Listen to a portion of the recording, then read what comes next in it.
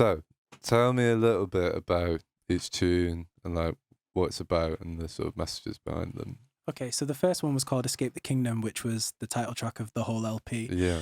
So that song in itself was just kind of writing about, I guess, the duality of being like black and British, like living in contemporary Britain. Like, I feel like my identity is always in a constant state of duality in the sense of, you know, when we see examples of artists and successful people of colour, you know, they're British in their success but black in their failure.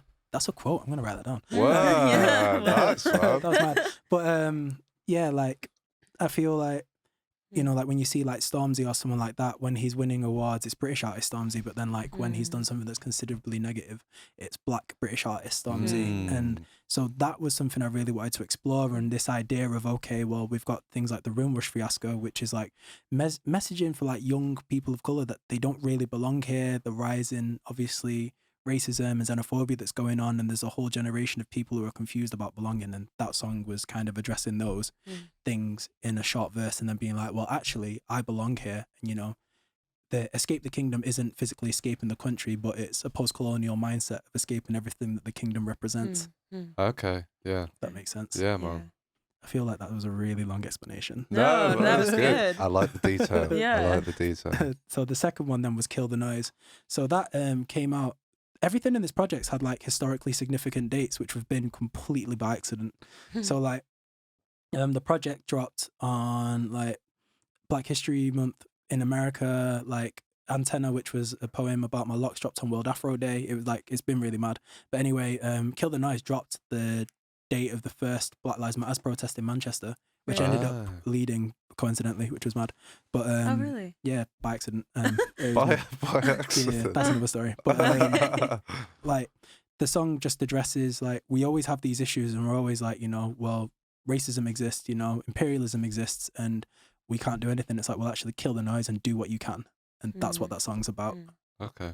Kind of stopping sharing stuff on social media and creating awareness is one part of it, but actually getting on the streets or making a change at a community level is one thing, and that's what that song spurs people to do. Then the final one, Blakely Boy, we literally finished like yesterday. It's just a song like, I guess all of my music generally is political and just kind of has a message, and one of the criticisms that not criticisms, but one of the things people have asked who like my music is they wanted to know more about me.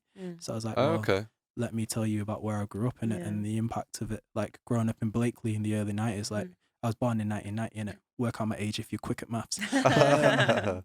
Like going to school and that, I remember like we grew up on like a predominantly white street, and I'd be walking to school past like National Front graffiti, and like our house, someone sprayed like N-words, go home on the white wall of our house. My mum and dad would get like loads of mad. I remember going shopping and like with my mum as a young age, and like in the weird little booky thing that they put you in the trolley and it to push you around, and like just people like looking at what we buy, and just all of these things are ingrained. So like Blakely was like a place of pain, but also like where I grew up and like where I love, and like my best friends to this day still live there. So it was like kind of exploring that, you know, like having, you know, walking past National Front sprayed up on the walls, not feeling welcome at all, we're all poor, so why's colour my floor, and then like flipping it into a positive.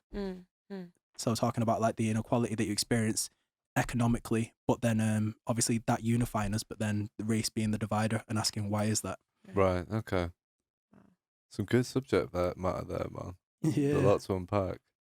Thank you for listening. Be sure to subscribe to the podcast to catch up on new episodes every week.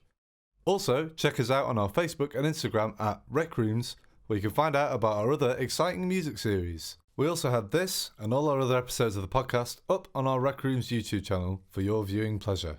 See you next time.